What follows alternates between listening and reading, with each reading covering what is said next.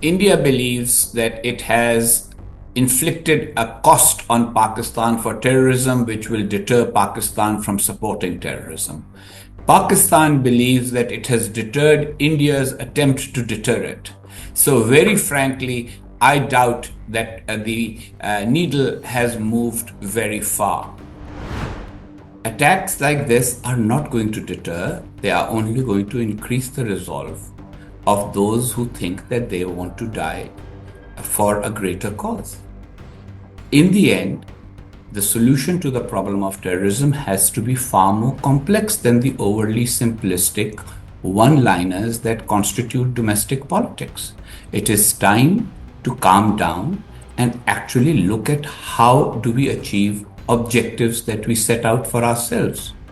You made a very important point at the start of that answer. Attacks like this will only provoke further attacks. In other words, Operation... No, I did not say that. I did not say that. And I didn't mean to say that. I think we have to bring this interview to an end because I think that, we are not having a productive conversation. I'm very sorry, Karan.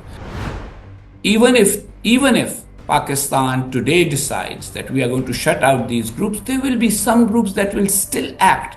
And somebody will have to work on finding out who those individuals are. That's how counter-terrorism works all over the world, Karan. Just a moment. Do you know what you're saying, Haqqani? Listen to your words. Even if Pakistan is successful in shutting down some of these terror groups, I think I'm quoting you verbatim, there will still be others that will continue. Are you really Absolutely. Are you really saying that you are a helpless state, that you cannot control terror in your state? Again, there we go with the you. I am not you. I am not you. Thank you. Oh dear, we've lost Husain Haqqani. He's decided to terminate the interview, but I think in the 36, 37 minutes that he spoke to me, it's perfectly clear what he was trying to say. Hi, I'm Karan Thapar. Over the last few years, I hope you've been watching my program, The Interview on the Wire. During that period, I've interviewed doctors, politicians, businessmen, scientists, authors, and even the occasional Nobel laureate. For me, it's been exciting. I hope it's been enjoyable for you. But these, as you know, are tough times, and if this program is going to remain bold, independent, and sometimes even defiant, then I think we need your support. At the end of the day, it's a truism, but editorial independence is best defended by the viewers. So if you would like this program to remain the way it is, forthright, outspoken, and interesting, then would you consider supporting us? All you have to do is to click on the description at the bottom. But more than anything else, I hope you will continue to watch the interview. Your viewership means an awful lot to me.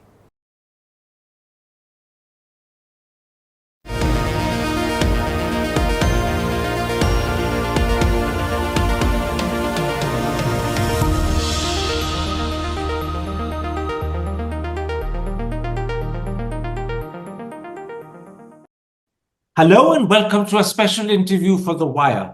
My guest today is Pakistan's former ambassador to America, a senior fellow and director for South and Central Asia at the Hudson Institute, and the author of Pakistan Between Mosque and Military and another book called India and Pakistan. What does he believe the two countries have achieved after 4 days of military action? Will India's new doctrine of deterrence stop terror from the Lashkar-e-Taiba and the Jaish-e-Mohammed? How does he view the role played by Donald Trump in securing the ceasefire? And does he believe India and Pakistan have ended up rehyphenated and Kashmir internationalized? My guest is Husain Haqqani. Mr. Haqqani, let me start by asking, what do you believe India and Pakistan have achieved after 4 days of military action? Give me the answer from both countries' point of view. Thank you, Karan. India believes that it has inflicted a cost on Pakistan for terrorism, which will deter Pakistan from supporting terrorism. Pakistan believes that it has deterred India's attempt to deter it. So, very frankly, I doubt that the needle has moved very far. Look, let us be very honest. 22nd of April, when the Pahalgam incident happened, it was a tragedy. Killing people who are on their honeymoon, people who are celebrating life, trying to enjoy themselves, and killing them on the basis of religion. This was an opportunity to rally global opinion as well as Pakistani public opinion against terrorism. And yet, less than 1 month later, we are talking about nuclear deterrence. We are talking about India-Pakistan relations. We are talking about lack of international support or international support. We are talking about planes lost, airfields destroyed, etc. Nobody is talking about terrorism. Terrorism remains a huge reality. It involves, obviously, the support of states and governments, but it also involves many individuals who are terrorists. And those individuals who were responsible for Pahalgam have not yet been arrested, detained, or even discovered, their locations discovered. All of that has actually taken attention from discussion of the terrorist problem. However much Prime Minister Modi might say the only thing we want to discuss with Pakistan is terrorism, the actions of the last few days have actually taken away from that discussion. Let me, in the first instance, focus on what happened in Pahalgam. Do you accept India's claim that clearly a Pakistani hand can be detected behind the Pahalgam attack? At the moment, India does not have anything more than strong circumstantial evidence. But as Shashi Tharoor has put it, it's like saying that after 22 serial deaths, when the 23rd happens, the finger of blame clearly points at the serial killer. He can't deny it. It's That said, Shashi should also Islamabad. Shashi should also pay some attention to the fact that in any arena in the world, courts of law, public opinion, the assumption of somebody's guilt is not the same thing as establishing guilt. Now, I'm not one of those who has minced his words about Pakistan having jihadi groups, supporting them, and allowing them to, and encouraging them to act inside India. That said, there have been instances like the Samjhauta Express incident, in which it wasn't a Pakistani group that was active, it was somebody else. It would have strengthened India's case. And again, I'm not saying India is wrong, I'm not saying it's right. It would have strengthened India's case if there had been a pause to try and establish the circumstantial relationship that Shashi Tharoor is talking about and let the world say, let us bring an end to this. Now, I understand the frustration of Indians. Look, Karan, you've been accused of being overly soft on Pakistan. I've been accused of being too friendly to India. Bottom line is that we both really want a solution to problems, probably, whereas there are others who always see an opportunity in every problem of exacerbating the conflict and increasing the difficulties that these two countries have faced. Terrorism needs to be dealt with, no question. But should one terrorist incident blind us to everything else to a point where the subject of terrorism just disappears from discussion? Let me put it like this. The resistance front, an acknowledged and known front for the Lashkar-e-Taiba, first admitted responsibility. They then withdrew that, claiming that they had been cyber attacked, and that's a foolish explanation. Secondly, the Indian authorities believe that they have traced the electronic signals to two locations in Pakistan, one in Sindh, one in Karachi. I know that that is not clinching evidence, but it is pretty convincing evidence for the simple reason that so many other attacks, most importantly of all, Bombay in 2008, was done by the Lashkar-e-Taiba. Tariq Khosa, the former Director General of the Federal Investigating Agency, actually put the evidence together. You attempted to try these people in Pakistan before the trials came to nothing. Surely, therefore, when India turns around and says this is done by the Lashkar-e-Taiba front, the resistance front, that is pretty convincing, isn't it? It's not about me being convinced. You don't need to convince me. You need to convince the court of public opinion. I see a lot of Indian commentary right now saying, why didn't the world go beyond bromide condemnations of terrorism? Why didn't people condemn Pakistan specifically? And I'm just trying to answer that question. Look, in the case of Mumbai, all the telephone conversations between the alleged handlers in Pakistan and the actors in Mumbai who were engaged in terrorism, they were played to the world. One of the guys was Ajmal Kasab was found and detained. That helped India build the case and put enormous pressure on Pakistan to do something about it. Of course, Pakistan has its own complex politics, and I've written about it, you've spoken about it, we've spoken about it, you and I. Um, and therefore, all of that fell by the wayside. But at least initially, there was a huge thrust. What eventually will need to happen is that Pakistani public opinion turns so much against jihadi terrorism that people everywhere start saying, why is Hafiz Saeed in my town? Why is Masood Azhar in my city? If you are not able to get them, if you are not able to get them, then all the other claims, statements, allegations, evidence is not that important and relevant, unfortunately. Let me, although I don't want to carry on with this, let me point out that in fact, Masood Azhar was cited at Bahawalpur. He was there when his organization has admitted that his sister and brother-in-law were killed. 8 other associates were also killed, and he was cited there himself at the funerals. So the connection is more than just. We are not debating this. But I mean, I don't know why you and I are not disagreeing on the fact that Masood Azhar is there. We are not disagreeing that Hafiz Saeed is there. The point I am making is that India's solution for the problem was not the solution that worked. So you're suggesting that India should have actually waited to accumulate better evidence before it launched Operation Sindoor. That, in other words, Operation Sindoor was hastily launched. That's the point you're making.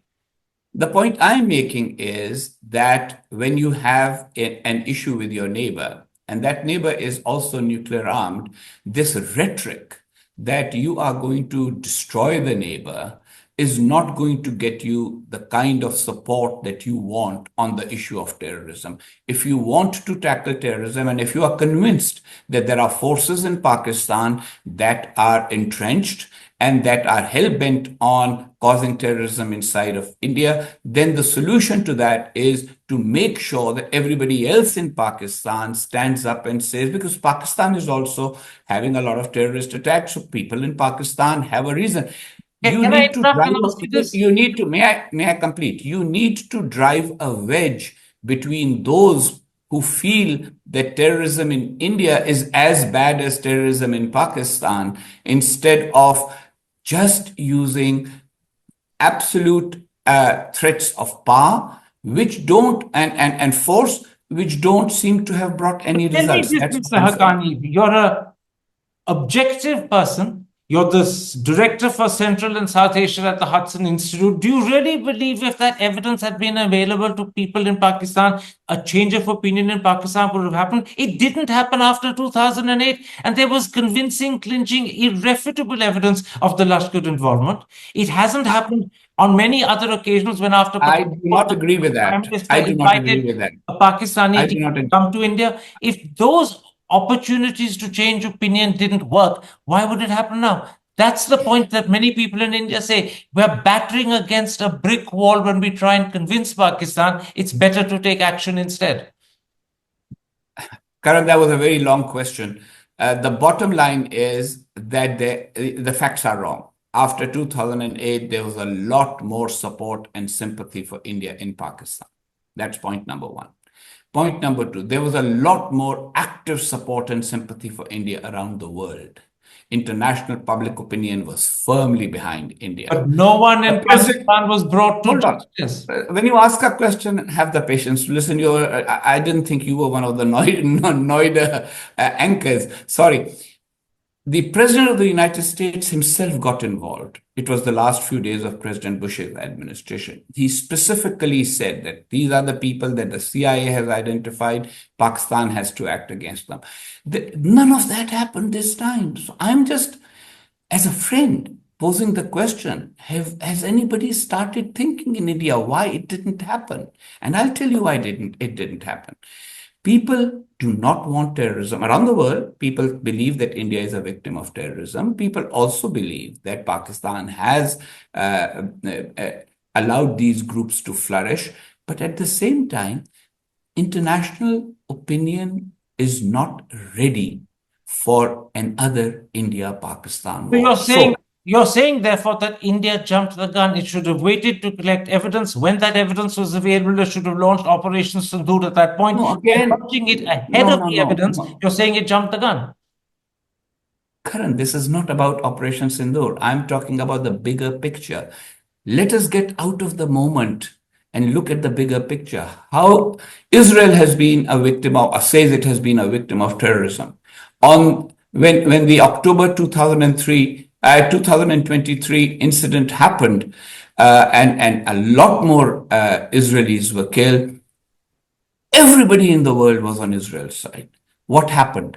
What Israel did after that lost its support and took away attention from what had happened. So I'm talking about the big picture. It's not just about Operation Sindoor. Operation Sindoor is just a operation. Militaries conceive of operations when the political leadership tells them. In case of Pakistan, the military conceives of operations even when the political leadership doesn't tell them. The point I am making is that India has to have a bigger strategy about how to take up the issue of terrorism. Eventually, it may actually involve working with Pakistan, however much you might feel that Pakistan is a brick wall against which you've been hitting your head, because countries that are neighbors and neighbors that are nuclear armed just cannot behave on the basis of emotion. I'll come to that strategy and how you believe India and Pakistan should work together to tackle the problem of terror that is inflicted on India by organizations or tanzeems that are based in Pakistan in a moment's time. Let's first focus on the situation that confronts us today. The Indian Prime Minister has gone on record to say that Operation Sindoor is only paused, it's not over. The Indian Defense Minister has gone one step further and said Pakistan is on probation. So, how do you, as an analyst, describe and view the situation between India and Pakistan if Operation Sindoor is to be the new normal? How do you describe the situation?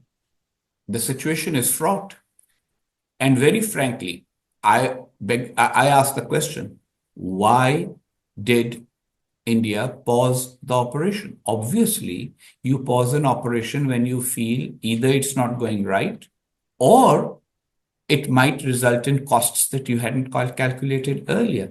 So this idea that there's a new normal, I think, is not a very shall we say, sensible idea. It's more addressing the emotions There is a of third Indians. reason for pausing the operation. The operation was successful. The Indians believe they inflicted major damage, not just on the original 9 terrorist sites that they attacked, but also on several Pakistani Air Force bases, like the one at Rahim Yar Khan, like Noor Khan in Chaklala, like Sargoda. The Indians believe major damage was inflicted, which is why they felt they'd gone far enough. And they also claim that Pakistan sought a ceasefire. And that is somehow a victory. I mean, my point is you had to stop. If you were about to destroy the enemy, why didn't you? Look, let's get out of this. Everybody is watching too much television and is spending too much time on social media. It's easy to talk about war on social media. It's easy to talk about war on television. Nuclear war is not something that can be and should be contemplated. The fact that when two countries are nuclear armed, then any conflict between them could rise to a nuclear conflict at some point or the other is undeniable. The reason why it ended Broken up. You were was breaking up. Can you say that again? You broke up. Where did I break up, Karan? When you said that it was undeniable that two countries who are nuclear armed, if they go to war, it could get to a nuclear state. That's when you broke up. Okay. Well, I'm saying that it's undeniable that two countries that are nuclear armed, when they enter into a direct conflict, then they can always escalate to the nuclear stage, is undeniable. And the reason why, with all the trumpets that are being blown on both sides of the border, and look, my criticism and my critique of the Pakistani establishment is no secret. But I would say one thing. They have consolidated Pakistani public support behind them at a time when they did not have much support earlier. So they have accomplished something out of all of this. Absolutely. What That's has not happened? deniable. Yeah, That's may not I deniable. complete? The country has united What, behind the army chief. That's not deniable. But I want to pursue with you the situation that we. Karan, may I complete at least one thought, please? I think today you're unusually sort of, not letting my thoughts be completed. What I'm saying is, I thought you finished. My apologies. no, what is the parallel thing that has been accomplished on the Indian side? India was already there together in terms of criticizing Pakistan. Every Indian was talking about teaching Pakistan a lesson. Nothing new was accomplished there. On the other But hand, surely Indian again, belief that the damage that's done means that India has accomplished something. If the Indians are wrong, prove it. But the Indians have shown satellite images of the extensive damage done to your Air Force bases. I've named the Air Force bases. They believe that is the achievement. They also believe that the bombing of Muridki and Bahawalpur and Muzaffarabad is part of the achievement. They believe they've achieved something. They've taught a lesson to the terrorists. They've taught a lesson to the military regime that supports the terrorists. Karan, the lesson, if it has been learned, will be found out over the next few years, not over television and over social media. That's precisely the question I want to come to. That's no, I precisely. can't. Look, if you will let me answer at least one question, then we can move on to the second. I think today we are having a lot more of interruptions than I had anticipated. So I'm sorry about that. I'm getting on in years, and so therefore I speak a lot more slowly than I used to when I was younger. And I'm not as feisty as television anchors and most people on Pakistani and Indian social media are these days. It takes me a while to build my argument. India, in terms of accomplishing something, believes it has deterred Pakistan from supporting terrorism. Pakistan's argument in this case would be, we had stopped doing this. You have not been able to find out who did Pahalgam. There might be other incidents like that. You will always accuse us. We will tell the rest of the world that your accusations now are entering the realm of the unreal. So, I could see your hand rise in a way in which you were about to ask the question again. I think that in case of Pakistan, the Pakistani society has rallied to the army. And that was something that was not calculated, not part of the Indian calculus. So my whole comment as a whole is, A, there was a jumping of the gun.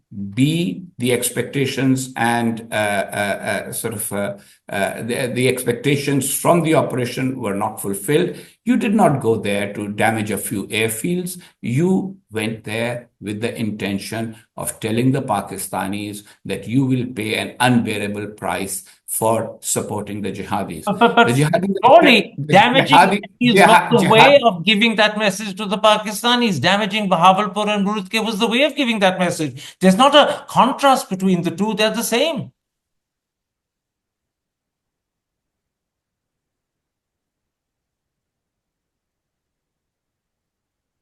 I don't know what to say, because obviously even you have run out of patience to listen to a point of view that is different to I'm extremely patient. proclamation of different.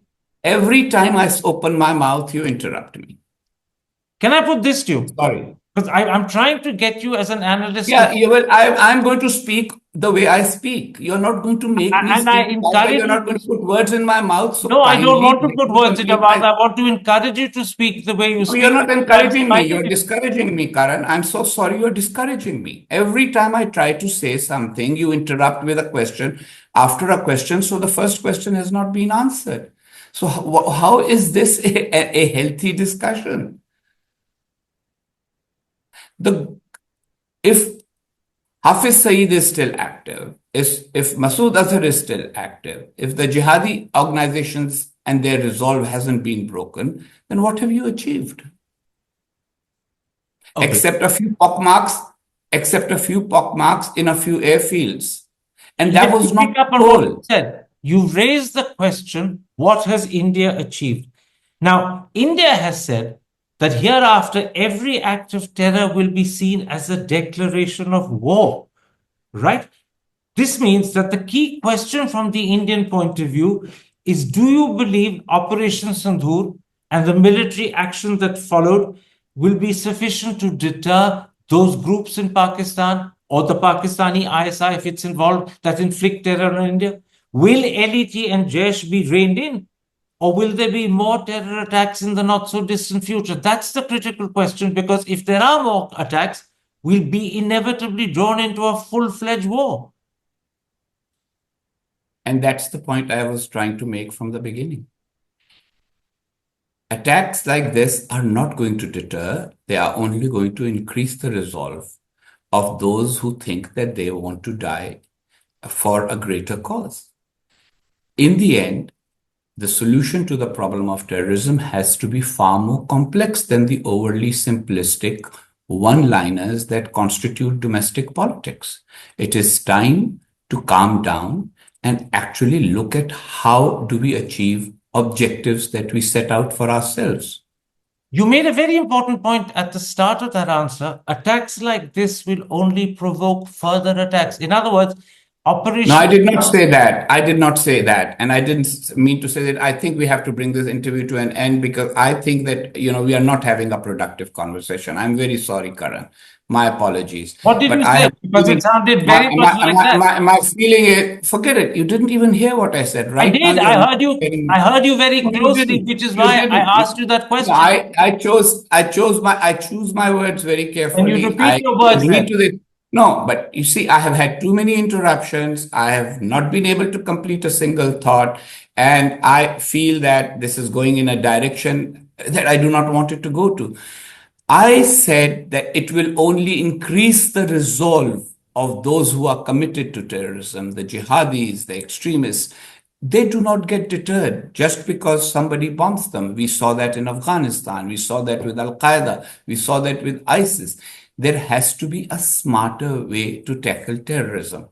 Absolutely. And the first half of your answer, when you said it will increase the resolve, means that they will be provoked to do more. Do you fear that there will be further terrorist attacks, perhaps a direct result of Operation Sindoor, and that will lead the two countries to war? I think the two countries came to the brink of war, which is why President Trump, which is why the United States, which is why the rest of the world had to get involved to ensure that there was a ceasefire. I think that the issue of terrorism needs to be tackled smartly. It needs to be tackled by understanding the various dimensions of it. And oversimplification of every time there's a terrorist attack in Pakistan, India will lash out at Pakistan is not going to solve the problem. What would be the better approach in your mind as an analyst? I think we have to have the multidimensional approach that many other countries have had. Look, the United States went guns blazing immediately after 9/11. Where did it end up? It did not end up eliminating or ending terrorism. It ended up becoming more and more targeted as time went on. And today we see both the United States and India talking to the Taliban. So obviously something has it was important for the two the people who wanted to fight and eliminate terrorism to have a smarter approach, more intelligence-based, more specifically directed at those engaged in terrorism, rather than just going around and accusing others or accusing another country of being of the ones responsible for terrorism and then just attacking them. Same is happening between the United States and Iran. Let me point this out. Don't you believe that since the 90s, multiple attempts have been made between India and Pakistan to talk peacefully about it? There was the composite dialogue that lasted for years. It led to nothing. After Pathankot, the Pakistanis were invited to send a team to India. They came, but they wouldn't let the Indians go back. There have been attempts to talk multiple times. They've led to nothing. So when you say a multidimensional approach is needed, hasn't it been tried and hasn't it failed? Absolutely, it has. It hasn't succeeded. At the same time, there is no alternative. Certain things in the United States and the Soviet Union started talking way back in the 1950s. Once the Soviet Union had nuclear weapons capability, the US realized that the two countries cannot have a completely adversarial relationship. The US has lost the advantage of being the only nuclear power in the world. It started engaging with the Soviets. The engagement continued till the very end, till the collapse of the Soviet Union. I think that there is a South Asian malaise, and that is, on the one hand, impatience, which your viewers have seen today as well, that when a sentence is halfway, we think we already know what the other is going to say, so we immediately say something. The second is we take a very short snapshot of history these days. Now, for a country and a civilization that traces itself back 5,000 years, the biggest lesson is that the arc of history is much longer. Terrorism is an irritant, terrorism is a problem, but the way to deal with terrorism is not going to be just use of force. Some people say we've bought 3 or 4 more years of peace. Why not try to buy 100 years of peace or 50 years of peace? Look, in 1947, India and Pakistan came about as a result of partition. Before that, there was a lot, obviously, there was enough in common for them to hang together. Why can't that be rediscovered instead of just having this attitude of, we are upset with you, we are Can I angry with interrupt and you, ask, how should it be rediscovered?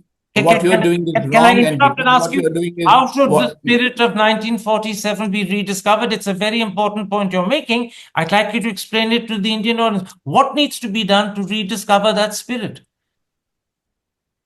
The emotions have to be reduced instead of exacerbated. Pakistan has been exacerbating emotions since 1947, which we have seen in the form of multiple wars. Children have been told that, India is an eternal enemy of Pakistan. India does not accept Pakistan. Prime Minister Vajpayee went to Pakistan to assure the Pakistanis that India accepts Pakistan. And yet some jihadi groups and their backers engage in Kargil. After that, there is another engagement. Then there is another terrorist attack.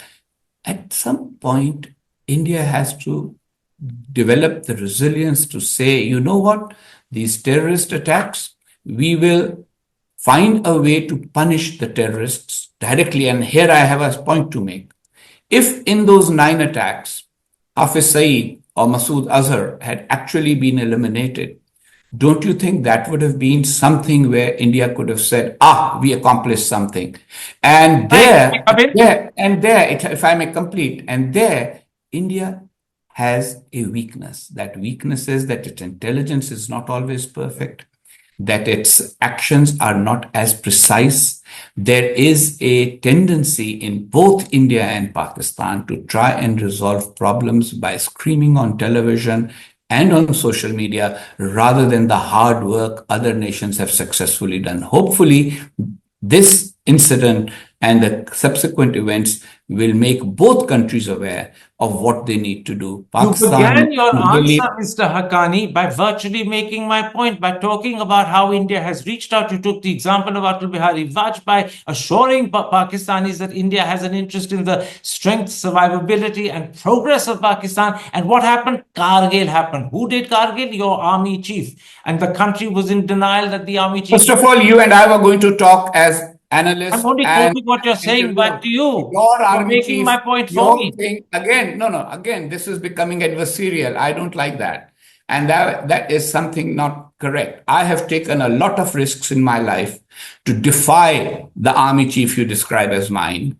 I have taken a lot of risks in my life to make the point that the long-term future of India and Pakistan is by recognizing and respecting each other. I have taken a lot of risks in my life by saying that terrorism and jihadism are not acceptable policies and should not be accepted by Pakistan. And after that, I don't think I should be treated to your army chief did this, you did that, because I didn't. And the army chief who did it eventually ended up talking to India again. Okay. So in the end, it is a circular movement, and the sooner people recognize that there is no way to cut this circle through force, there is no way to do it quicker and much more quickly and in a shorter manner than it ought to be done, I think the better it will be for the people of the subcontinent. Okay, there will be many who are hearing you in India who will say to themselves, what Husain Haqqani is suggesting, in different words, is keep trying for a peaceful solution, even though that peaceful solution not only hasn't worked, but it's been rebuffed with instances like Kargil, with instances like what happened in Mumbai in 2008. And yet, despite the fact we keep suffering the terror, he's saying find a peaceful way, don't use force. It's not going to convince many in India. You are aware of that, I presume. And I hope that they also understand that the method they have tried is also not going to deter. I mean, Kargil, Pakistan had a huge price it paid on the battlefield. That didn't deter the jihadis. There have been other occasions. Balakot didn't deter the jihadis. So how do you think that just by escalating and increasing the heat, you're going to solve the problem? The solution to the problem does not lie in this approach. The solution to the problem does not lie in not taking a 360-degree view. Look, almost everybody who talks in favor of a blunt and a military solution to the problem of terrorism also at the same time talks about how Pakistan is a failing state. Well, if it is a failing state, then what should your strategy be? It can't be to actually consolidate nationhood, bring everybody together, get more international support and sympathy because, nobody wants to see a nuclear armed country up in flames. You are embarking on a self-defeating path by having this anger about terrorism. As I said, from 22nd of April to today, first few days, everybody is expressing sympathy with India against terrorism. What is everybody discussing now in the world today? They are discussing the war. So therefore, the war did not solve the problem of terrorism. Yes, it gave you headlines, yet it's given your sort of Noida anchors something to shout about. And of course, on the 8th and the 9th, they were shouting about the destruction of Pakistan. That didn't happen. Now, you didn't go and do what you did to just destroy a few buildings in Muridke and Bhavalpur. You went there to try and destroy terrorist hubs. You didn't succeed in doing that. You wanted to teach the Pakistan army a lesson. Even if they requested the ceasefire, the fact that you granted it means that you felt that there was a price that was coming that was unnecessary, and so we shouldn't pay. No. That's an unfair conclusion that you're coming to. The reason we granted the ceasefire, the Indian government maintains, is because we were fairly convinced we had taught you a lesson. You're saying to me that, with all due respect, Karan, with all due respect, the resolve of the Jaish and the Lashkar, which is why I went on to ask you, are you saying that this would have provoked them? At that point, you said I was putting words in your mouth, but I wasn't. I was repeating what you'd said, drawing out the implications and consequences of what you said, but you didn't want to accept it. The truth, what you're saying is that, in fact, far from the Indian Operation Sindoor being an appropriate response, you believe it will in fact strengthen the resolve of the terrorists to do more. The situation will get worse. It's not going to get better. That's what you're saying. Because there's an overly simplified version and understanding of the terrorist problem that has become popular in India after Mumbai. And that overly simplified version of terrorism in India, understanding that there is somebody sitting in ISI headquarters who presses a button, which then launches a terrorist that goes and does something inside India. Why is it oversimplified? Why is it oversimplified? That is precisely what Tariq Khosa, the Director General of FIA, in his articles for Dawn in 2015, proved with detail. He proved it with detail that Karan, this is unnecessarily adversarial. I mean, I'm not getting adversarial. No. I'm sorry. I am not getting an opportunity to make the bigger case that I am trying to make. Therefore, Mr. Haqqani, I am going to address Tariq Khosa's points too, but you will have to let me speak. And since you are not letting me speak, I'm going to beg you. It has to be an interview, not a monologue. Thank you. It has to be an interview, not a monologue. Yeah, but okay, so let one of your interns time. I think you have spoken much more than I have today. I think it's just not the interview. It's not about monologue. I understand interviews. You and I have done interviews. No, hold on. You and I have done interviews. I understand interviews. Interviews mean asking a follow-up question. But interviews don't mean that somebody can't complete one line of thought. One line of thought. I was trying to make the point that, yes, Tariq Khosa said that about Mumbai, But Pakistan now in the last few years has had many complications of many of the jihadi groups having developed an ideology which actually targets Pakistan as much as India because they believe both sides are or both states are un-Islamic. So that and in all extremist movements, there are more extremists that are born. Lenin was extremist, Trotskyist was even more extremist. It happens. And so Pakistan has to come to terms with that and deal with that. India has to understand that and work with Pakistan, work with the United States, maybe others. There has to be a more sophisticated understanding and a smarter way of figuring out what actually is happening on the terrorist front.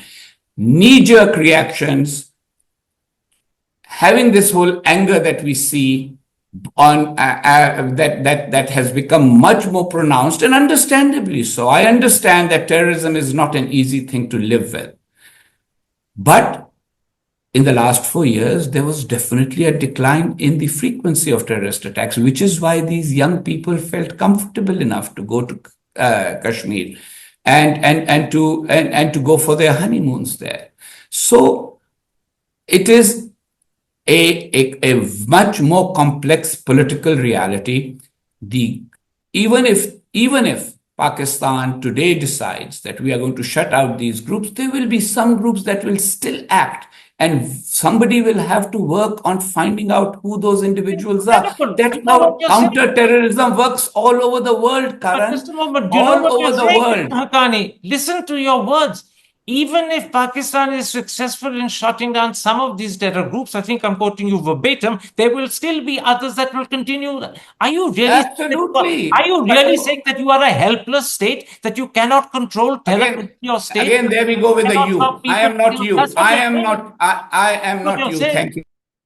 Oh dear, we've lost Husain Haqqani. He's decided to terminate the interview, but I think in the 36, 37 minutes that he spoke to me, it's perfectly clear what he was trying to say. If I can sum him up without getting him inaccurately, he suggested that Operation Sindoor and the military response to terror was the wrong response. You need what he called a multidimensional approach. He disregards the fact that multidimensional approaches have been tried multiple times in the last 30 years and they've led to nothing. But he ended up with what I suspect would be perhaps from Pakistan's point of view, the most damaging admission of all, when he said that even if Pakistan succeeds in controlling some of the groups, there will be others that will continue to target India.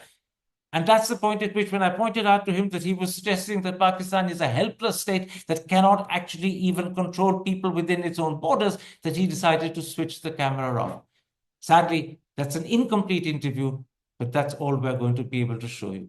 Thank you for watching. Take care. Stay safe. Hi, I'm Karan Thapar. Over the last few years, I hope you've been watching my program, The Interview on the Wire. During that period, I've interviewed doctors, politicians, businessmen, scientists, authors, and even the occasional Nobel laureate. For me, it's been exciting. I hope it's been enjoyable for you. But these, as you know, are tough times, and if this program is going to remain bold, independent, and sometimes even defiant, then I think we need your support. At the end of the day, it's a truism, but editorial independence is best defended by the viewers. So if you would like this program to remain the way it is, forthright, outspoken, and interesting, then would you consider supporting us? All you have to do is to click on the description at the bottom. But more than anything else, I hope you will continue to watch the interview. Your viewership means an awful lot to me.